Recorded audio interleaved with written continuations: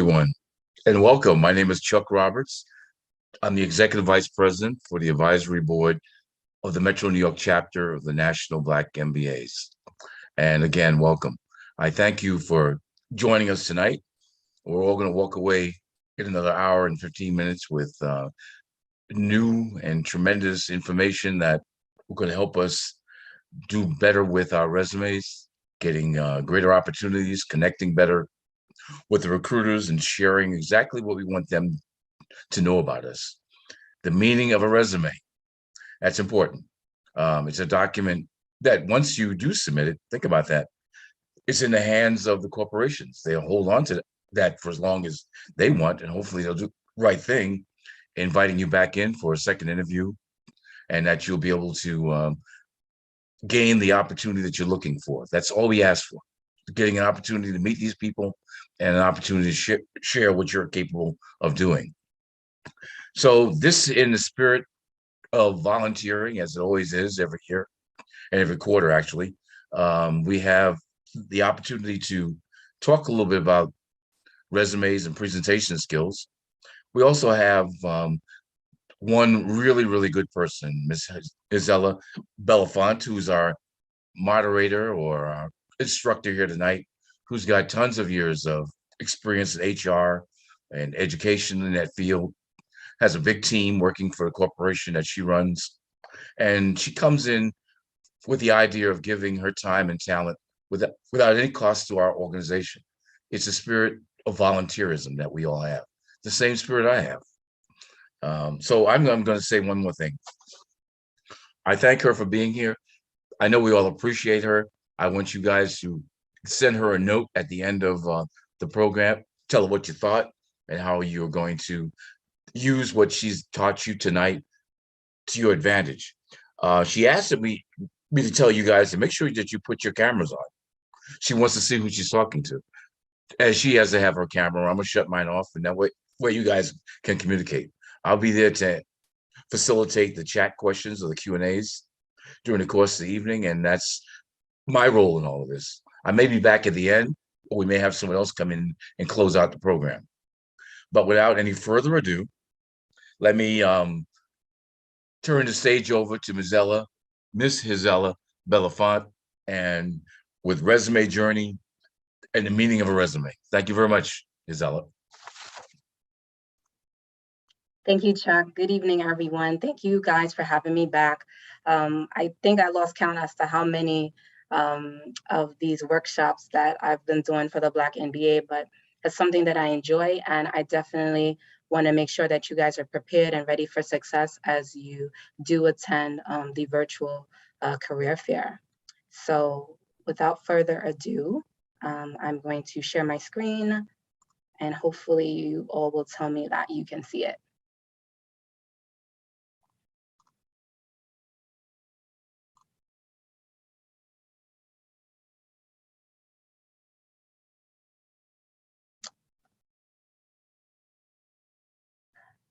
So can you guys let me know if the screen is showing by chance?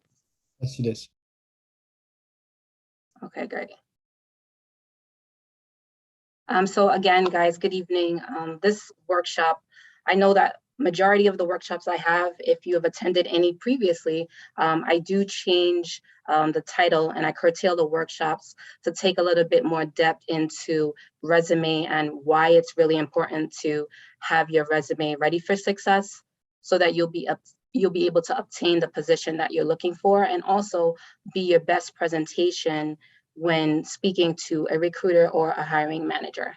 So let's jump right into everything. So hopefully you're seeing the agenda, which I'm just going to walk through and highlight. Resume, the professional summary, I title it. How to make your resume stand out. Common errors to avoid on resumes. The look is as important as the content. How to prepare and arrive for your interview. And then we will have Q&A. So for the most part, I'm hoping everybody has their camera on. I'm just gonna expand my view so I can see you all. Okay.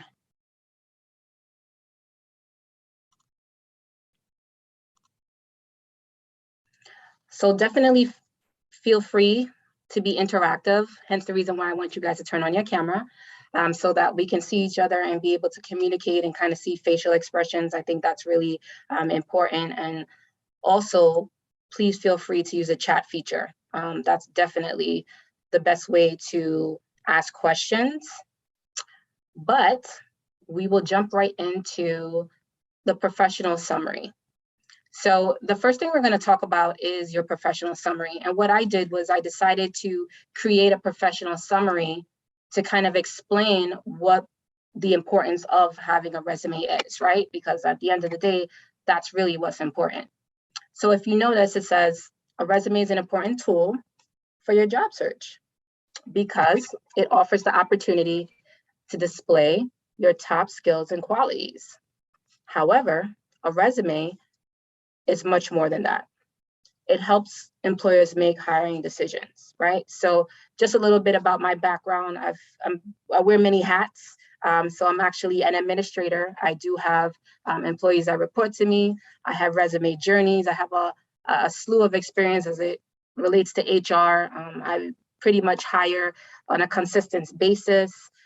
So it does afford me the opportunity to be in both ends, right? More from an HR perspective and kind of what they're looking for as a whole when you submit your resumes into these applicant databases, and then also as an administrator that has one-on-one interviews, right? So from this workshop, we want to take away the importance and get actionable resume tips that we can be able to use in our future sense as we achieve our next career move, right? So resume 101. I always say this is like the basics, right? When writing a resume. Everyone usually says they know how to write a resume, but do we really know how to write the resume correctly, and are we missing things? So I think a good opportunity now is, if you have your resume, definitely keep it in front of you, right? So as we're going along, you can make edits, you can make notes, or maybe have a notepad so you don't forget and you capture all the information that we're going to share today. So when we talk about resume 101, the first thing we talk about is the font style. So there's many different styles of resumes, but the font style is the first thing that we see, right? The size must be consistent. So let's say, for example, you're using Times Roman or Arial. You want to make sure that you're staying with the same font and the same numeric size. So if you're going to start with number 11, just stay consistent with 11. You don't want to start with 11 and then sometimes you notice that it might change. You might go to 12, you might go to 13. You want to stay consistent. Black font is always preferred, right? The only thing that really should be color is maybe when you underline your email address, or for example, you underline your URL for LinkedIn. Those are where you would see a little bit of color, or even maybe your name that usually is at the top, that can be in a different color. But as far as the content is concerned, you want to make sure that that stays black all the way, okay? Your contact information must be updated. As simple as that is, right? Where you think that your contact number, you have your phone number, nothing is wrong. There have been many instances where the contact information is wrong. I'll give you some examples. When I reach out to candidates, right, and I'm looking to hire, and I call them, I sometimes get where the mailbox is full. I get very disappointed. I'm kind of like, oh man, I really wish the mailbox was not full. I really wanted to talk to this candidate because I really like their resume, right? So I get the mailbox is full. Sometimes I don't even get where the phone actually rings, because I know sometimes now with all of these different callers and robocalls, we put our phone on either a do not disturb or it's a unique number where you're kind of screening before you answer the call. So just keep that in mind. Hiring managers don't always call from numbers that you know. It might be very similar to a robocall, so you might want to answer that.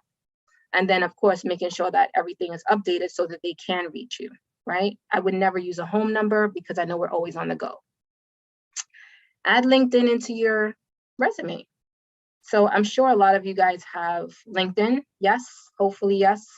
If you do, I think that's a great opportunity to definitely display your URL. Hiring managers usually do look on LinkedIn. I'm very active on LinkedIn. I think I've probably found a lot of individuals on LinkedIn. that just reach out to me and inquire about opportunities and, different types of feedback as it relates to their resume or how they should go about it. So I think LinkedIn is great to have on your resume, as well as making sure your spelling and grammar is accurate. There are little typo errors that I do come across when I see resumes. And it's pretty, I want to say it's normal, but it shouldn't be normal, because if we're checking our resume, we would be able to identify those errors and be able to correct it, right?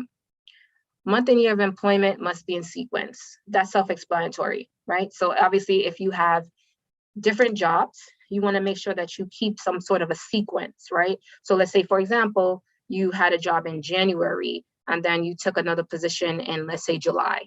You just want to make sure that everything stays in sequence, right? Because you don't want the reader to have any confusion when going over your resume. Your education must be listed. As you can see, it says pending graduate, still include your GPA, not required year of graduation. So let me just break that down. First thing is your education must always be listed. You know why? Because you should be proud of your education. It doesn't matter if you have a certification, a GED, an associate's degree, a trade school, military, master's, bachelor's, doctorates, PhD, you name it. That should be the first thing I see on a resume. Most individuals would be looking for that because when you look at a job description, also known as a JD, right?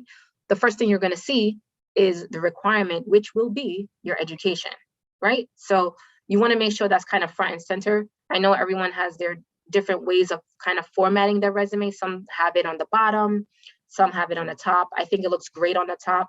If you are in school currently right now, you must put that on your resume. That's a deal breaker. The reason why is because if you're applying for a role that requires you to have a certain degree, and let's say that you're in school for that degree, guess what? That gives you more of an opportunity for them to look at your resume. It doesn't discredit you because you didn't get the degree as yet or haven't obtained it. But what it does is it lets them know that you're in the process of achieving that degree, right? So you would just make sure that you put expected date of graduation, date of completion, whichever one you like, definitely put that on there, okay? I know a lot of individuals ask me about year of graduation and, age and, different types of concern that they have. You are not required to put the year that you graduate. You're not required to put that on your resume. You can actually put the school, the major, right? If there's a specific concentration, and that's it. And of course, obviously the degree that you obtained. You do not necessarily have to put the year because when you look at the resume, once we see that, we already formulate that you have completed it. And then also, when you fill out an online application, that's really the opportunity that you'll have to be able to put all of that information in. So on the resume, you do not have to list your year. Metrics to show the scope of your work. I think that's important. I always talk to individuals about that all the time. When we talk about certain types of metrics and we talk about quantifying numbers, that looks amazing on resumes. So for example, like you see here, supervised 20 employees, completed a 10K project, any type of numeric that you can put to be able to better explain your experience and your achievements, I think stands out on your resume. Your experience should not be more than 10 years. That is so important, but there is a caveat to that. And I'll let you know what that is. So most employers, when they're doing a background check, they are only going back 10 years. You will hardly find employers that are going back 20 years, 27 years, 25 years, 15 years, unless you have been at that position for that amount of time. The background check, normally, the process is we go back 10 years.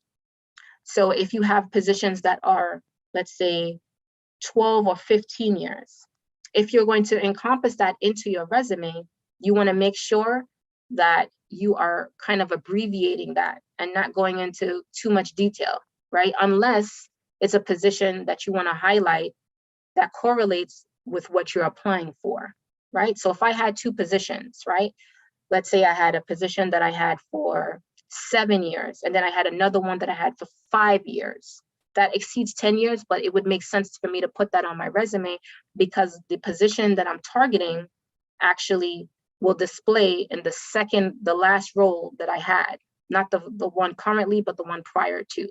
Okay, so there's different variances with that, but if you are a person that has multiple positions, you don't want to go into too much detail and have, like, let's say 12 different roles within that time span. The length of the resume is my favorite because I come across resumes when I hire individuals that have 1 page, 2 pages, 3 pages. I've even seen 4 pages, right? It depends on the length of experience. Don't let anyone tell you different.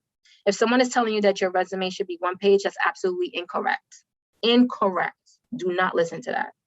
If they're saying that it should be 2 pages, you will state, depends on the experience. If you have a lot of experience, your resume can possibly exceed 2 pages, and it's okay. The only pet peeve that most hiring managers or recruiters have is for you to staple it. So you just want to make sure that you do not staple the top of your resume when you're handing it in. Leave it loose so that the hiring manager or recruiter can kind of flow a little bit easily when they're looking at it, instead of kind of turning it over or bending it over or creasing the top. So yes, staples are a little bit of a pet peeve for most individuals. And then of course, bilingual skills are a must. If you are intermediate, if you are advanced, it's always good to highlight the bilingual skills that you have. Most positions right now in this current job market are looking for a lot of individuals that do speak a second language. So I think that's something that you should highlight. The difference between a resume and a CV. Is there much of a difference? How many of you guys have heard resume? How many have heard CV? You guys can use the chat feature. Has anyone ever heard the word CV, or have we all heard resume? Okay, great. So as it says, as it states right here, the difference between the two is that there is a resume and there is a CV. As it states, a resume is 1 or 2 page summary of your education. A CV is more lengthier in regards to your experience. And it really depends on the job that you've had, right? So for us, customary, we are using a lot of resume, to be honest with you, resume. But there are times that you might hear someone says, can you please submit your CV? A CV would be someone that has a lengthier resume that probably would exceed maybe 3 pages long. For example, here's a perfect example. Someone that is into research, right? A research position. Someone that is into research, or maybe a doctor, right? A physician, won't have a resume that is 1 or 2 pages. They will have a lengthier resume. Someone that is into publishing, right, might have a lengthier resume, right? So that would be more curtailed to a CV, where it talks about that research experience, or it talks about publications, compared to a resume, right? A resume, I usually say, is brief and concise. It's usually at 2 page long, sometimes 2 page and a half. That would be more of a resume. And yes, Brian and Grisella, you're actually right. I'm just looking at the chat feature and calling you guys out. Yes, Carol, resumes do focus on career backgrounds, familiar to your job interests. And Brian, to your point, yes, it's more in academia. So again, you guys are on the right track. So I'm glad that you guys are chiming in on the chat. How to make your resume stand out. That's what everybody asks all the time. That's like the hottest thing off the press, right? Everybody's like, wait a second, I submit my resume, I don't hear back. I'm kind of waiting, Giselle, for like 2 weeks, 3 weeks. Some people tell me they're waiting for 6 weeks. They don't know what's wrong. Sometimes you receive those generic emails that say, at this time, we have decided to move with another candidate. Let me ask you a question. How many of you guys have ever received an email that says that? At this time, we've decided to move forward with another candidate, or it could be a different verbiage, but we call those automatic robo emails. Have you guys received that? Any of you received that? So then that means that everybody has received nothing and we're kind of just waiting in limbo. Should I assume on the chat? Yes. Okay, Simona, that's great. Well, not in that sense that you didn't receive the job, but in a sense where you're actually someone that has seen that. So Yes, just so you know, organizations have a system that basically generates what we call I'll be very honest with you and I'll be very transparent. So unfortunately, it is called a rejection letter. Many other organizations call it something else, but honestly, it's a rejection letter. And those come out depending on if they filled the job, maybe they took the posting down. There's so many different reasons why. It doesn't necessarily mean that you're a bad candidate or a candidate that they were not interested in. It's just something that just goes out automatically if they have filled that position. Okay, so you always will receive that. The only thing about that, which is kind of confusing, is you never get to know why is it that they didn't select me. Was it my resume? Was it my interview? I don't know. So one of the things that I want to talk about is how to make that resume stand out. Because at the end of the day, this workshop is curtailed to make sure that your resume stands out. The first thing on number 1, it talks about develop a professional summary. The first thing that we opened up in our first slide, my first slide, was a professional summary. So if you have objectives still on your resume, I want you to just cross that off, right? Because we want to make sure that our resume are more modern or more current, because there's an old way of doing resumes and then there's a new way, right? So the old way is objective, the new way is professional summary, right? So you want to develop a professional summary and replace the objective. A professional summary is not curtailed to 1 sentence, 2 sentences, it can be 4 sentences, but that is what is your elevator pitch into your resume. And I know you guys have all probably heard your elevator pitch, right? So that's basically what that professional summary is. It's your elevator pitch, but on paper, right? The second thing, tailor your resume to fit the job description. So what do you guys think when you're applying for a role, right? Let's say you're applying for a specific position. Do you actually look at the job description and see exactly what the criteria is, what those job responsibilities consist of? Do we look at that? And if we do we incorporate that into our resume? What do you guys think in the chat? Do we incorporate that into our resume? Come on, guys. I know you guys. Yes. Okay, Tiana. Okay, Carol. Graciela. Yes. Okay. So you guys take the job description, and I'm going to hope that you don't verbatimly write what's in a job description on your resume.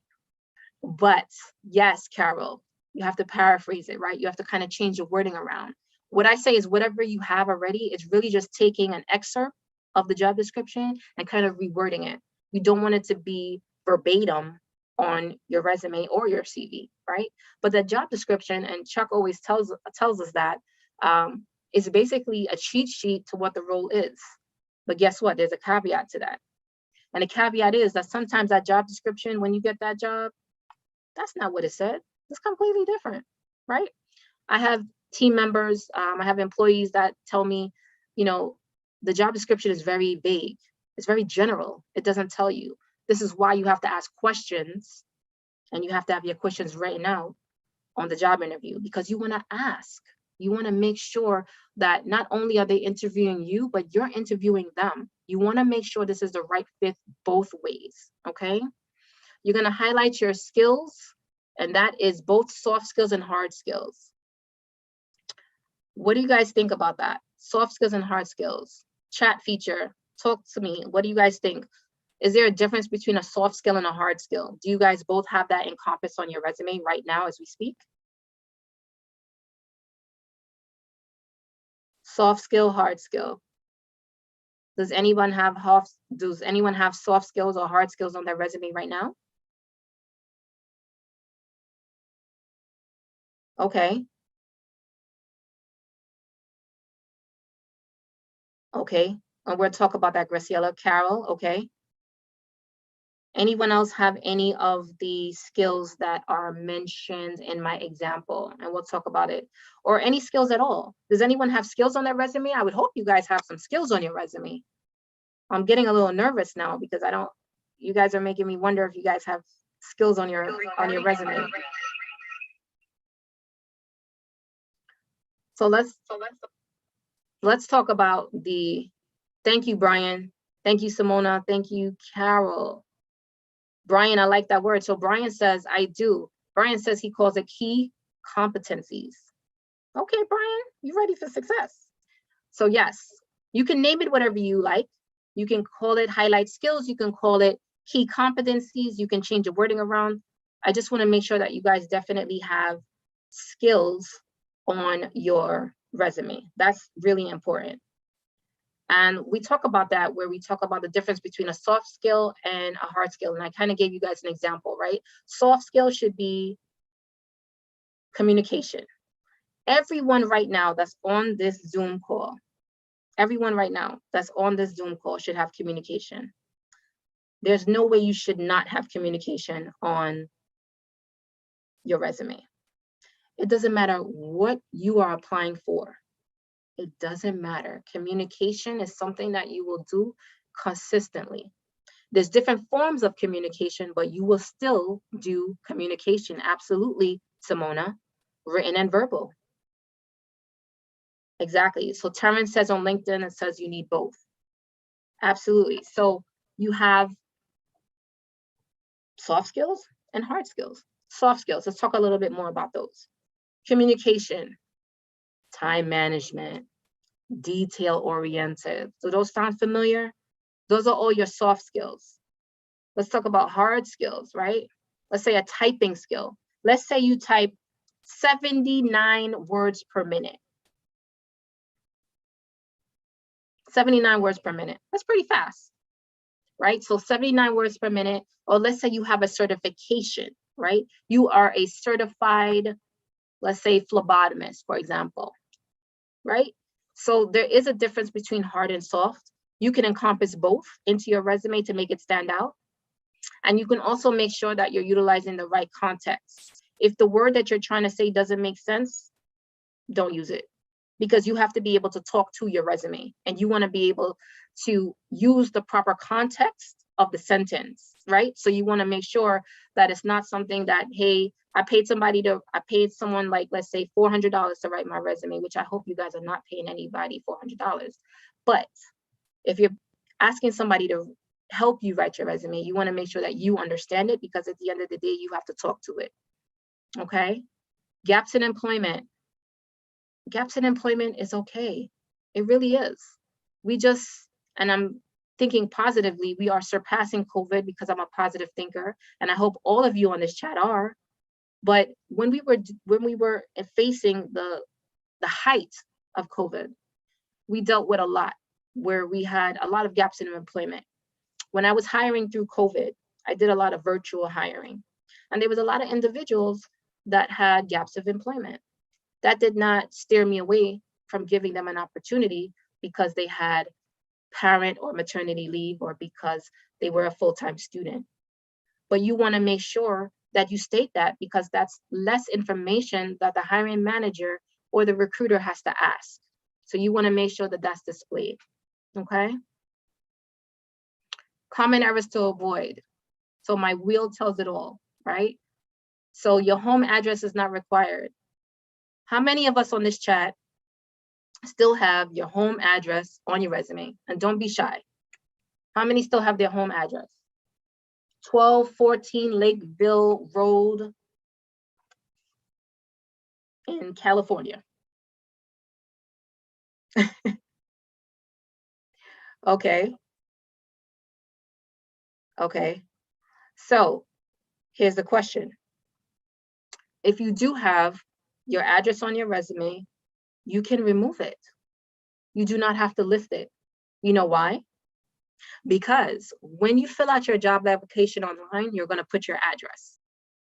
So you do not need to display your address on your resume. Remember, you technically don't know where your resume goes, right? I receive, I don't know, maybe about 22 resumes, per week, right? And that's on the low scale. And when I see these resumes, you want to make sure, I say this to tell you guys that you don't know where the person is leaving your resume, right? Excuse me. You don't know where the person is leaving your resume. Let's say I'm at a Starbucks and I went to get some coffee and I left your resume. Now your resume has your address on it. So just think about that, because of the day and age that we live in. That's really important. to make sure that safety is number one, but you're not going to not get called for the interview because they're missing your address. You can actually state the city and the state that you're in. Let's say you're in the Bronx. Let's say you're in New York. Let's say you're in Maryland. As long as you just put the city and state. And I've also seen CVs or resumes that don't have any. Okay. Too many graphics. We shouldn't be putting graphics on a resume. Good job, Tiana. Absolutely, Brian. Too many graphics is not important. Nobody wants to really see your face, even though I'm sure you guys are handsome and beautiful, but you don't need to put any graphics on there. Okay. Unaccounted employment. So if you were at a position, and I literally saw this, you were at a position for 1 week, and then you were at a job for 7 years. Do we know which one we should be putting right now? Yes, probably the one for 7 years, the one for 1 week. Maybe you just went through the first process. You just started training for 1 week. You decided it wasn't going to work for you. You don't really need to put that on your resume. So unaccounted employment doesn't really make sense. You don't need to put personal hobbies on there, even though some people enjoy kayaking and swimming, mountain climbing. I love reading books. That's great, but you don't really need to put that on there, right? Words that you don't understand. My mantra is if it doesn't make sense to you and you can't talk about it, don't list it. Okay, so if it doesn't make sense, you don't understand what you're saying, you don't understand the person that wrote it, it doesn't make sense to have it on there. All right, and my last one is inappropriate email address.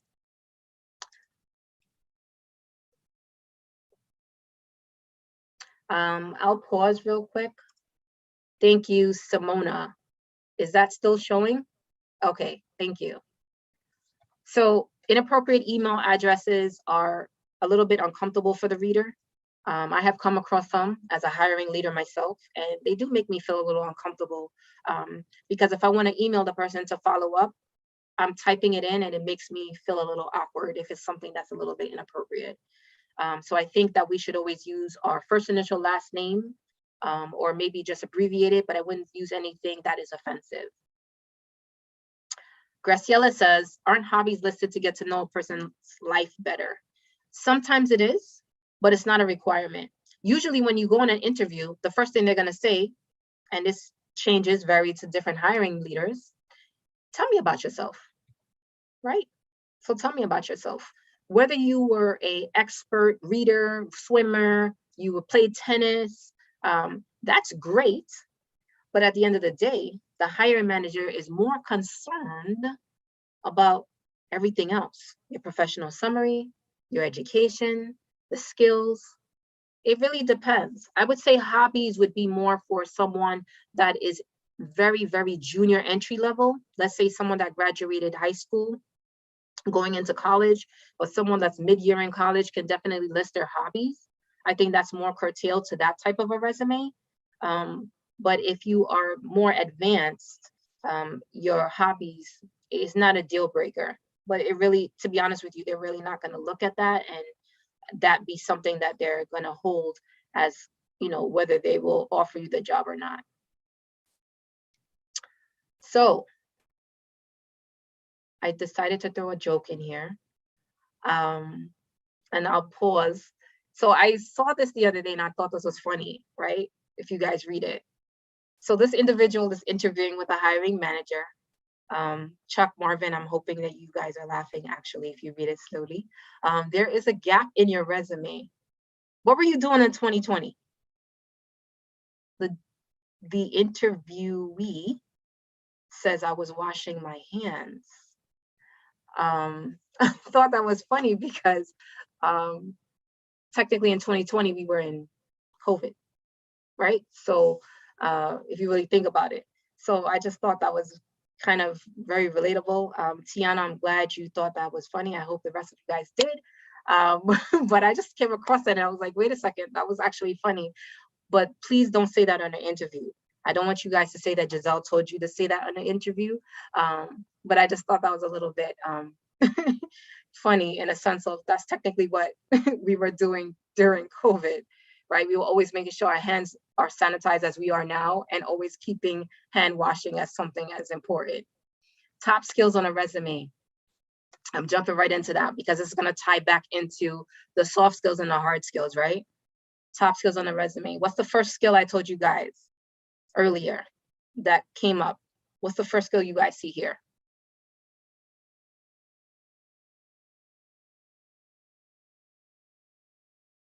Communication, right? Then we talk about the other skills, right? We have computer or technical skills, leadership skills, organizational skills, time management, right? These are all great skills to put on your resume. I just highlighted these because as I look at resumes over the past 2 years, I've noticed that when I did kind of a data pull, it's showing me that these are a lot of the common skills that individuals are putting on their resume. So, owning the interview.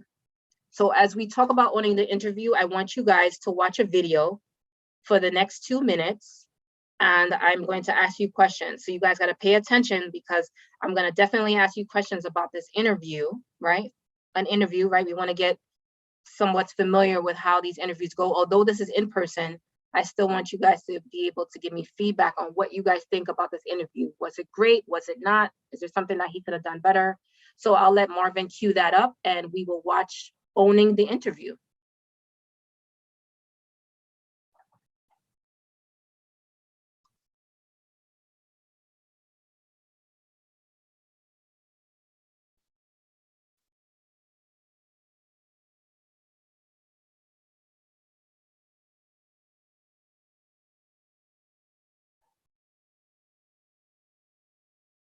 Hi, Chris Sauer. Hi, Kate Johnson. Nice to meet you. Nice to meet you, Kate. Chris, please tell me a little bit about yourself. Well, I'm currently finishing my Master's of Education program at Lake Erie College and working on transitioning from a Northeastern Ohioaner to being a member of the Jacksonville area community. Why the move? Well, my wife's job is moving down south, and I'm coming along with her. It's very noble and admirable about you at the same time. Mm-hmm. How did you hear about the position open with our company here at REI? Well, when I thought about the opportunity of changing locations and moving from one physical location to another, I thought about making a career move as well. And I was starting with my main interests and passions. And I love being outside, I love doing outdoor activities, and I love working with people. And I thought if I could use my experience as a teacher, helping people, and my interest in the outdoors together, that would be a good place to start a new career. And when I was looking online, I found REI's website and that there were positions available in the Jacksonville area, so I thought I would apply. Great. Well, you say you have an interest in outdoor activities, so this would be a great company for you to work at. That being said, what else do you know about our company? Well, I know you've been around for a long time, since the late 1930s, and what really caught my attention the most was the idea that it was started by people who had a passion for the outdoors and found a way to involve others in their experience. I like the idea too that your company is consistently ranked among the top 100 companies to work for by Fortune magazine, and I thought growing with a company that has that level of success would be a good place to be. Great. Why do you want this particular position here within our customer service department? Because I want to start in a position that allows me to learn everything about the company, from the very basic level of interacting with the customers all the way up throughout the sales process, the marketing process, and the production of goods and services. When I saw the opportunity for customer service, I thought it aligned very well with the skill set that I have, and also with some skills that I could bring to the company that might be unique. Can you tell me a little bit more about these skills?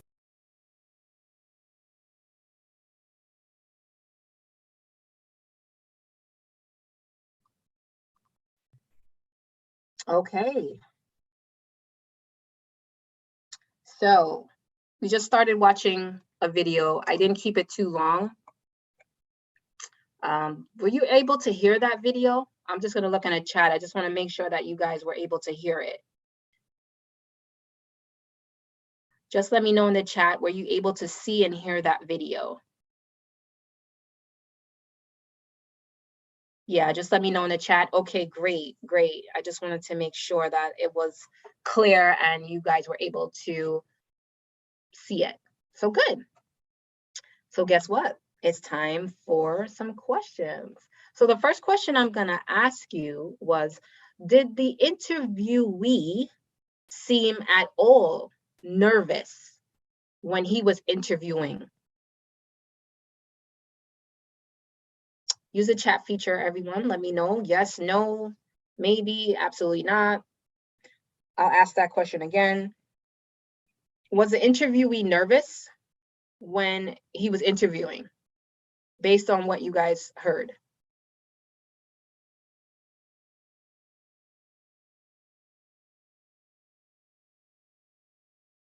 So some said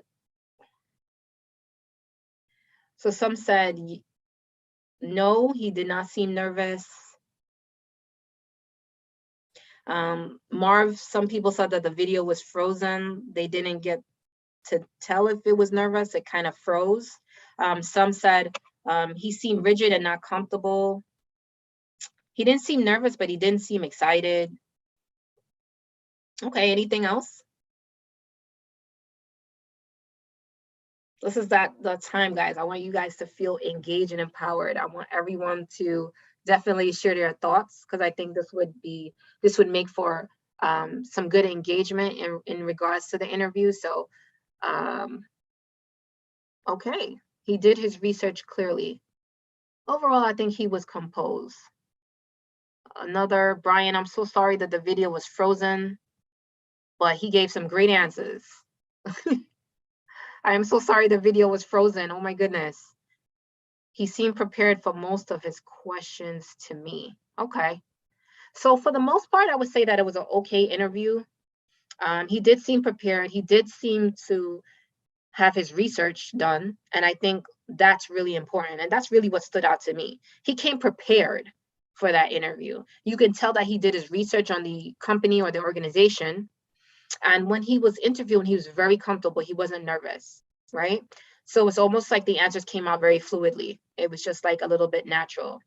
Could he have sounded a little bit more excited? He can, but that's a preference to each individual, right? Because sometimes when you're interviewing, you don't know whether you should kind of be, more reserved because it's an interview, or you should sound a little bit more into the role and let them know that you're like really excited for it. So it really depends, but this was great. So let's talk about the look as important as the content, right? So do not leave out any pertinent detail. When I interview individuals, right, and I ask them questions, sometimes I have to, what we call, and most hiring managers call it, a probing. We have to probe you. We have to continuously probe to get the answers that we want, right? So you don't want to leave out any pertinent detail. You want to make sure that it's all there listed so that we won't have to probe too much and ask too much questions. Bettina had mentioned, I'm just going to sidetrack because I want to make sure that I capture everyone. I think he should not have mentioned that he was going to move. Okay, definitely. And I can see why, because that might be a concern, or it might kind of give the person that's interviewing the person like, they're probably going to move. I don't know if this is really going to work. So I totally get it. Pay attention to what you would like the interview to know about you. So remember, what you're saying is technically what they're going to write down, because most individuals that are interviewing usually have a pen in hand. I do. When I interview individuals, I'm always capturing what they say so I can remember. So again, make sure that you're paying attention to what you want them to know. Proofread your resume and ask not one person, not two people, but three people. Because the first person is probably going to catch the fact that you might have left a period at the end. The second person might catch the fact that there is a grammatical error. The third person might just say you're good to go, or catch something else. So I usually say three people to double check your resume. Content influences the conversation. Sometimes it's more about quality over quantity. At the end of the day, what does that mean? The quality of your resume stands out. You don't want your resume to be mediocre. You don't want it to be boring. You want it to be like, I always say, when I read a resume and I'm interviewing someone, I'm like, wow, this resume is great. Like, I definitely want to call this candidate. They have so much experience. It's well thought out. It's well put together. It's in sequence. Like, I should already hire them, right? That's kind of like what you would hope they would say. So in this, real quick, I have another question for you. Lots of questions, right? Because we want to make this as engaging as possible. How many feel that this resume is well presented with no errors? And here is the resume. Let me know if you guys can see this resume. I know it's a little bit far back, but hopefully you can kind of just see the format and how this resume is laid out. Do you guys see the name on the top right here? It says Oswald Jackson. Do you guys see that? What do you guys think about the format or the presentation of this resume? Even if you can't see the words per se, how about now? I just zoomed in. How about now, Bettina or Tiana? Okay, so I'm gonna pause because I've been told that you guys can no longer see my screen. So I'm just gonna pause real quick and reshare the screen. 1 second.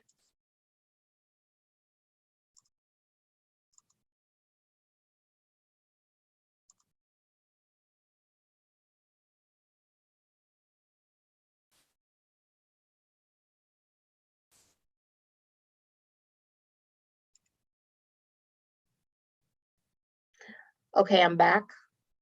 Please let me know in the chat. Simona said it's better. Can you guys see?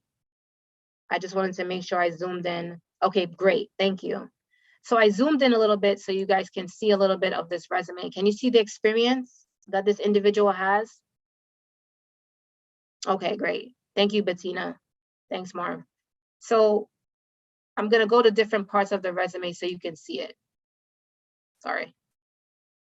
Let me just zoom in a little bit here. Okay, here we go. So this person has a professional summary. Obviously, they have their education. They got the skill highlights, or as my favorite person there said, skill competencies. I remember that, right? They have their skill highlights and they have their experience. What do you guys think about this resume? Just looking at it, obviously not too much in detail, but what do you guys think? Do you think it's ready for success? Do you think it's okay? It's passable? It's not bad? Sorry.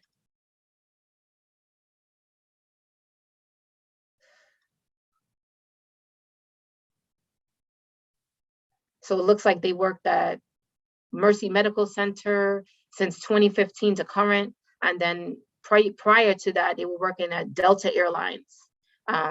So that means they have a lot of hospitality or customer service, right? So that takes me honestly right into the responsibilities. So what do you think about these examples? These are responsibilities that were actually listed on a resume or a CV.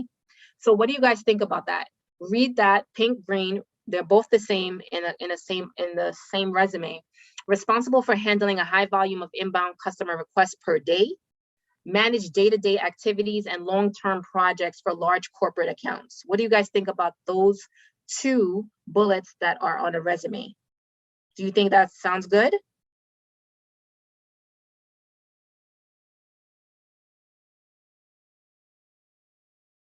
Okay, Simona, anyone else? Yes, thumbs up, thumbs down. Does it look good? Would you guys use this? Does it stand out? What do you guys think?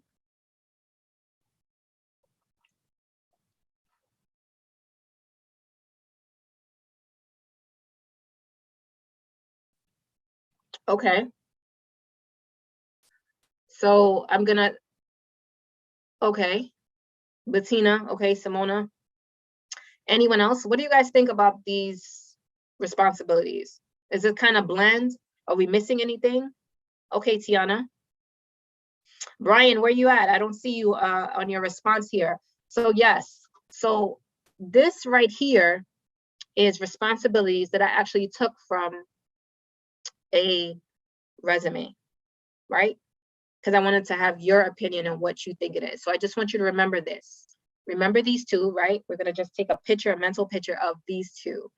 And I want to show you now what was done to enhance the responsibilities, to change it, to make the resume stand out. Everyone on the chat feature should be responding right now. It's 6:51. I should see everyone in the chat responding. Do we see a difference between the first one and the second one? Yes, no. Yes or no?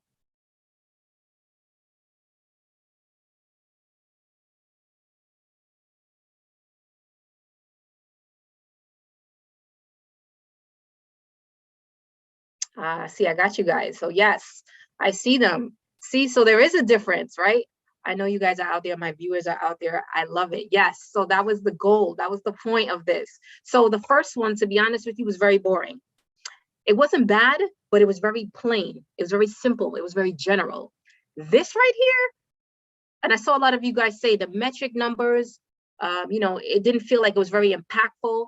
Look at how this now transforms, right? Successfully manage 50 to 70 inbound customer requests per day, ranking in the top 5% of all support associates in 2017. Yes, Brian.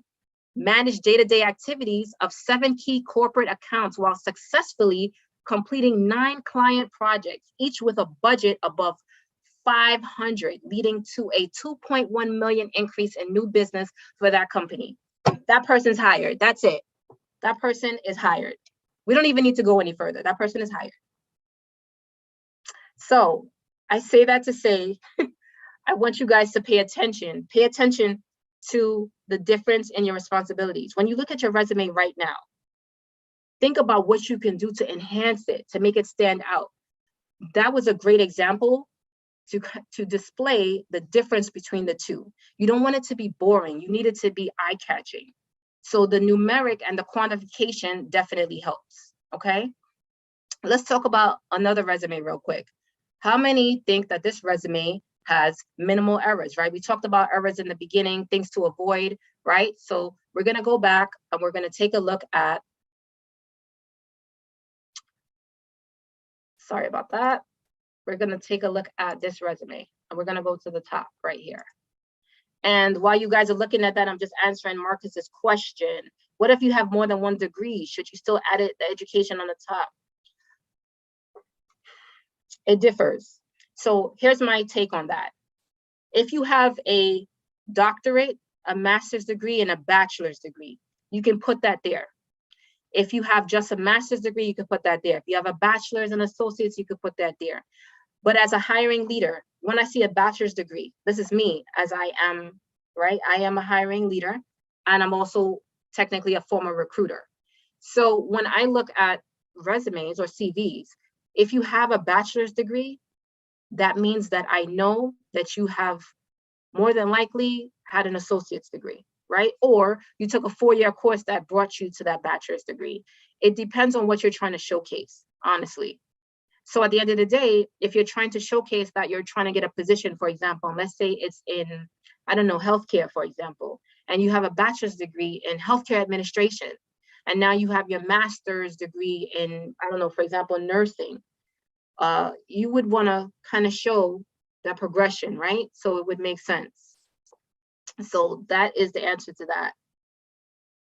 So Brian says, where is LinkedIn on this resume? Let's just remove that address, right? 273 Humboldt Street. Why we have to put the whole address though? Brooklyn, New York, 11211. What area code is 957, right? And yes, Bettina, yes, he did. Oh, you guys noticed you guys noticed the email. Did you guys notice this email? That's why I zoomed in, because I wanted you guys to see that email address. I'm not going to repeat it because I know everybody can see it. It's a little uncomfortable for me to repeat that. So again, keep in mind the email addresses that you're using. Yes, Simona, absolutely. Terrence says, how far should you go back if you've been at your company for a long time, 17 years? That's really the only thing that you need, really. Terrence, I was at an organization for 10 years. When I created my resume, I only listed that because there was 10 years. So imagine if I had 17 years. If you have 17 years at one company, that's amazing. That shows a lot to the hiring manager, but you definitely should have a lot of responsibilities and a lot to showcase within that tenure of the 17 years. So, you know, you just want to keep that in mind. Brian is hilarious. Thank you.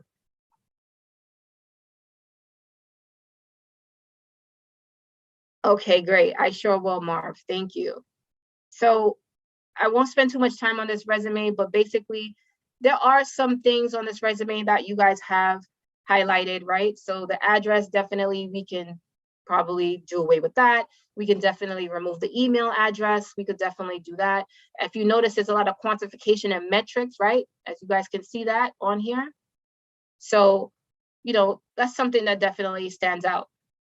But these are just examples of different resumes that you can kind of get an idea and formulate to curtail your own. So how to prepare for your interview in person or virtual. This is huge. I do virtual interviews, I do in person. At one point in time when COVID was here, I was doing about 27 interviews a day. 27 interviews a day. I had them back to back stacked. I was using Zoom, I was using a platform called Teams, if you guys have heard about it, Microsoft Teams. So I had 27 interviews in one day, back to back, 30 minutes a piece. That was a long day, but I did stop to have coffee. I did stop to take a break, very brief, but I wanted to make sure that I got everyone in on their interview. And these are virtual interviews, similar to what a lot of you guys are going to be doing at the career fair, right? So dress business professional. Chuck can tell you, this is his favorite. Chuck, I know that we're not seeing you right now, but I'm going to shout you out. Dress business professional. So the same way that, oh, Chuck is there. So the same way, hey, Chuck, here's a question. The same way that you come to an interview in person, should you dress the same way on your virtual interview? Are you asking me? Yes, I am. Oh, well, certainly should. You always dress for success. Always put your best foot forward. All those cliches are said and should be resonating in your mind when you're seeing a recruiter for the first time, because that first impression is the one they walk away with. You know, you don't come in with a polka dot red or green shirt on and no tie and looking busted. You know, comb your hair, shave if you have to, make yourself look good. You know, people unfortunately are impressed or lack of impressed by what they see. And if you want them to get a bad impression of you, they begin there and they don't hear what you say from that point on. Your words are just lost. They can't get beyond the visual aspect of you. So give them no reason to not be able to hear what you have to say. Look the best you can. Thank you. You're What welcome. do you guys think about what Chuck said? Tiana, I saw you responded in the chat. What do you guys think about that? Should you dress business professional in a virtual interview? Yes or no? What do you guys think? Do you agree? Anyone agree, not agree? Welcome, Latoya. Welcome, Char. Good evening. Yes, so you should. So if you're gonna, and this goes for both, if you're wearing the same outfit, whether that's a blazer, whether it's a blouse, a tie, please mimic that on your virtual interview, right? Just please do that. That's very important. I do remember interviewing someone that actually had on a t-shirt, I recall, and they were interviewing, they interviewed in a t-shirt, a v-neck t-shirt. It was I don't want to say it was a Hanes, but it looked like a Hanes v-neck t-shirt. There was no tie. That would probably be Chuck's pet peeve. He would probably cringe if he saw that. But again, your first impression is a lasting impression, just like Graciela said, and just like Chuck had mentioned. That's so important. Brian had mentioned, if you do an interview, if you do an in-person interview, do not wear cologne that is very offensive, right? Because you don't want someone to get dizzy, or it might be too strong or overpowering. And always dress professional in any interview for the job. Absolutely, Brian, absolutely. I'm just gonna take a back seat to Marcus on Facebook, because he says that his resume is 4 pages long and he kept hearing that it was too long. Marcus, how much experience do you have on that resume? Is the experience wanted where the resume is 4 pages? Do you feel like it's something that you can take out of the resume where it can kind of shorten it to 3 pages, maybe some spacing? Or do you just have a lot of experience that it does take up 4 pages? 4 pages is not too long if the experience is warranted. So you have to let me know that. Verbal communication skills, words you say, verbal communication skills, very important, right? You should always sound clear and concise when you're speaking, similar to how I'm speaking to you guys. And you just want to make sure that your verbal communication skills are clear, right? So when you're talking, you want to make sure that you are an effective speaker, right? When you're speaking about yourself. Body language, it's my pet peeve. It's the best thing that I see all the time. And honestly, I don't take anything away for nervousness, and I don't think a lot of people do take away for nervousness, because everybody's nervous, right? Sometimes I'm nervous speaking to people, right? Not really, but sometimes. But I know individuals are sometimes nervous. You don't get a slap on the hand for being nervous, but you want to make sure your body language is on point. Okay, so that means you're not slouching in your chair, you're not laid back. I had someone that, you know, those director chairs that you have that kind of go all the way back. The chair went back and they were kind of leaning back. So I didn't know if they were doing a lean back interview or they were standing straight up, or maybe there was a mechanical default in the chair. But there was a body language issue because they were laid back. It was a little bit comfortable. I don't know if that was something that is really appropriate. Yes, Tiana, body language says a lot. And I'll just stop real quick. So yes, Marcus, if you have 20 years, absolutely. A 4-page resume is okay. Okay, don't let anyone tell you that it's not. With that type of experience and the position that I'm reading, and I'm very familiar with that organization and company, that is fine. So don't let anyone tell you different. Research the company. We talked about that in that interview. You have to research the company. You have to do your research. Sometimes I give individual a hint, because what I do is phone screens, and I screen the individual first. So I'll tell them, listen, I'm going to schedule you for an interview. I'll send you an email. You definitely want to research the organization. I'm already giving you a clue that you should research the organization and come prepared. That's also one of Chuck's mantras that I have adapted. Well, I actually stole it, but he actually adopted it with me. But I think that you should always know information on the company and the organization is so key, and it's very impressive, and it shows that you're doing your homework, right? Eye contact. Listen, it can go either way. If you're in a virtual interview, as you guys see, I'm talking to you guys. So guess what I'm doing? I am not looking at the eye lens in my laptop. I'm actually looking at myself so that my eyes are not kind of going left or right. So I know sometimes that can be challenging, because you're like, wait a second, am I looking to the left or right, up or down? As long as you're looking straight into the camera, it's fine. Don't worry about it. You're okay. Wear your mask. Obviously, we know that. Mask up is up to choice. I know that, that is subjective, because we just had, recent passes that have come about us where we are not required to wear your mask. But obviously, if you're going to an interview and that interview is in a public place with a lot of people and you really don't know what you're going to encounter, I will kind of have it with me just in case, right? And we all know that, unless it says differently. Check your background and audio for a virtual interview. I always say this, and you guys will always hear me say this because I will never forget this. I had an interview, and in the interview, the person in her interview had a fish tank. They were in their living room. They had a nice leather sofa, real nice, looks fancy. They had a fish tank in the back, and guess what? That fish tank looked like it had piranhas and turtles and a whole lot of other fish going on. And actually, I was really amazed at what was going on with the fish tank. I really wasn't paying attention to the individual that was interviewing, because this was like prime time entertainment for me. I don't have a fish tank, so I was like, wow, this is nice. Salt water. It had like, some little palm trees in there. It was really looking great, but that distracted me. So I say that to say, make sure that your background doesn't have any distractions. Right? That's important. Check your background audio when you're in a virtual interview.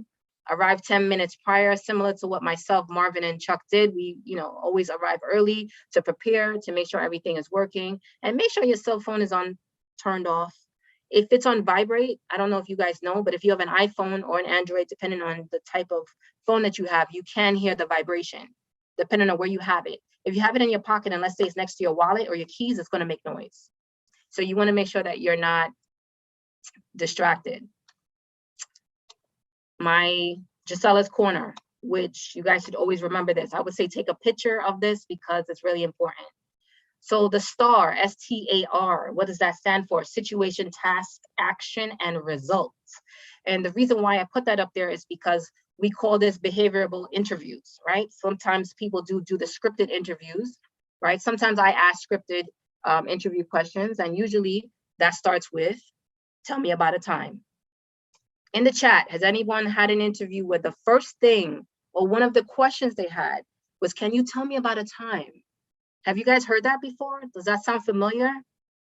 Anything similar to that?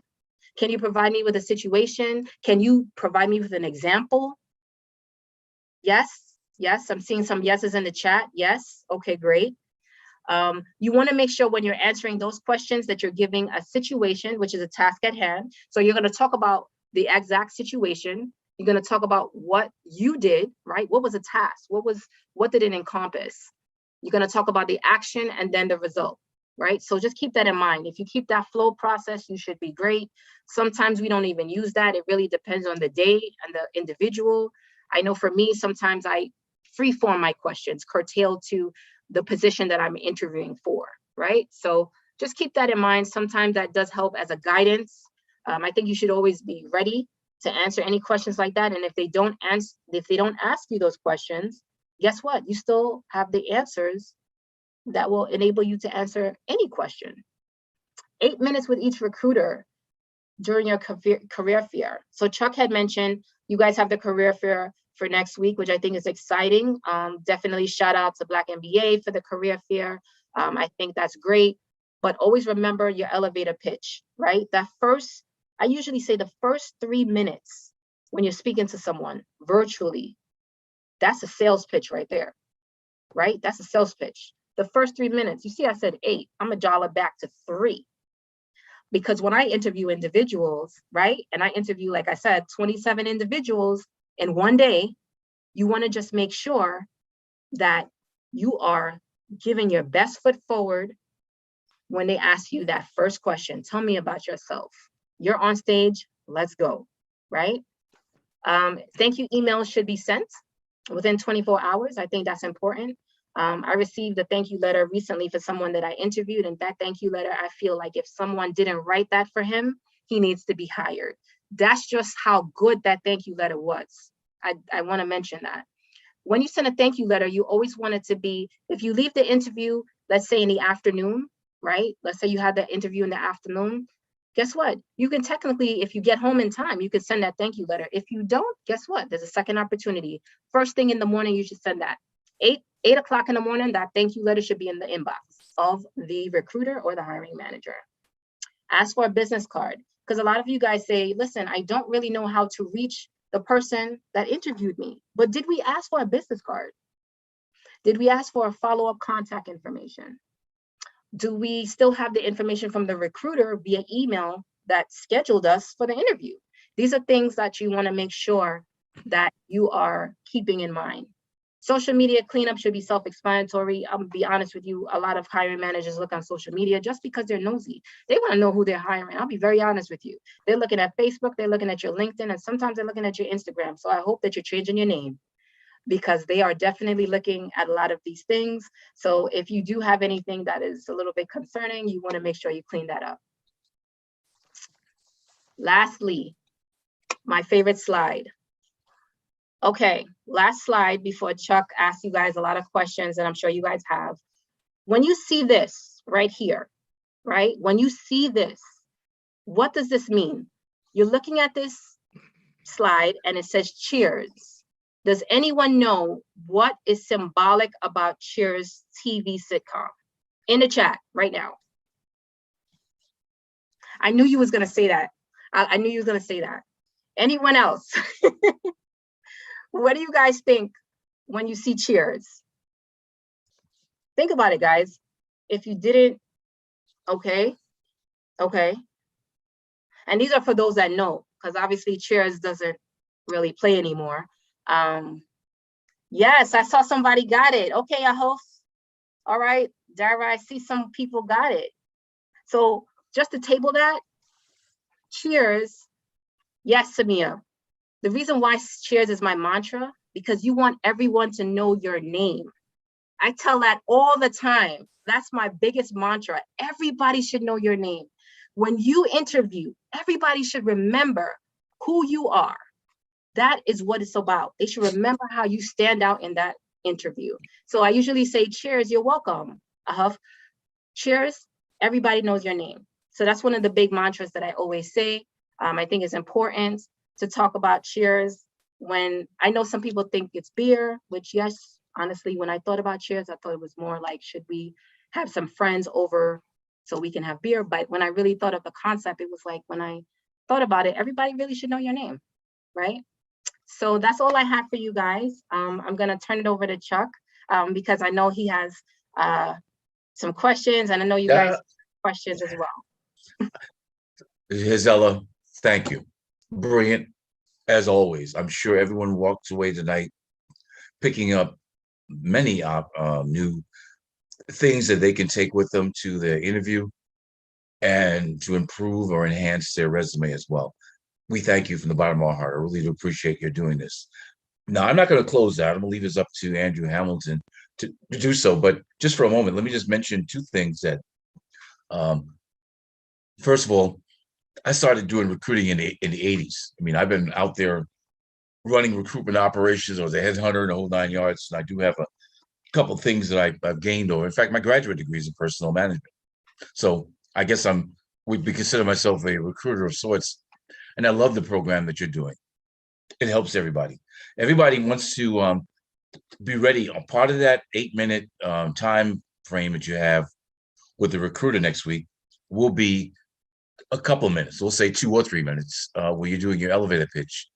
Practice that in the mirror if you can between now and then, and time yourself. Don't be so verbose that you're talking for 5 minutes. Don't do that, because you do want to spend some time in that interview talking about the position that you're interested in, and that's why you're in front of this particular company.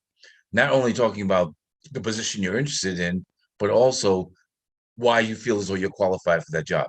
So you got 2 things to practice between now and next week: your elevator pitch and looking at the job site, the career listings that either we sent you or you found on the website of the corporation. In particular, finding a job that interests you and why you feel as though you're qualified for that. Believe me, the recruiters will love that. They want you coming there prepared to be able to walk through that process.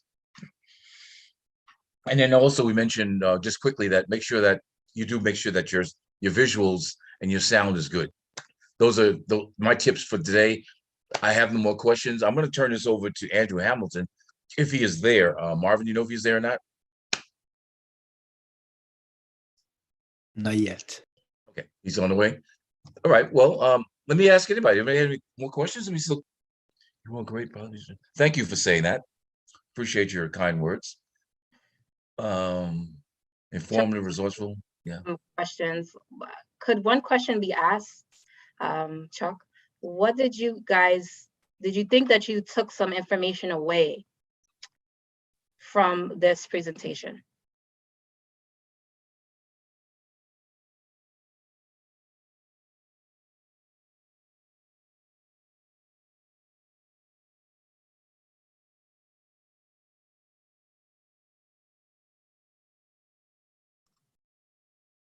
Well, thank you guys. Thank you for giving me the opportunity, and I thank the Black MBA for allowing me to present today. Again, I look forward to our another session, I'm sure soon to be had this year, and I do see Andrew is on. But again, thank you guys, and you guys are definitely ready for success. This was a great show. Again, thanks Resume Journey for another interesting session. I'd like to wish everyone best of luck next week when you attend our career fair, our virtual career fair, premium virtual online career fair. But more importantly, I'd like to thank the entire team, the entire board that does so many different things behind the scenes, fro and back. But more importantly, they are your advocate of greatness. They are the ones that really advocate that this body of people that we serve are great and deserve all the opportunities that that is out there for you. So I really want you to make sure that take information, absorb it, process it, but more importantly, I want you to be prepared next week to seek out great opportunities from our partners. And more importantly, and I'm jumping ahead a little bit, we're going to have our next virtual career fair will have a feature for internships. I have really strong advocates that are colleagues on the board. They are personally invested in getting internships in our community. So more will come out about it. So to spread the word, but more importantly, I want you to be great next week and have a great opportunity to land the job of your dreams, but more importantly, the beginning of your journey to greatness. And again, thank you for Resume Journey for allowing this session again. Thank you. On behalf of Norval Barrington, our president, I wish you a very pleasant evening. Thank you.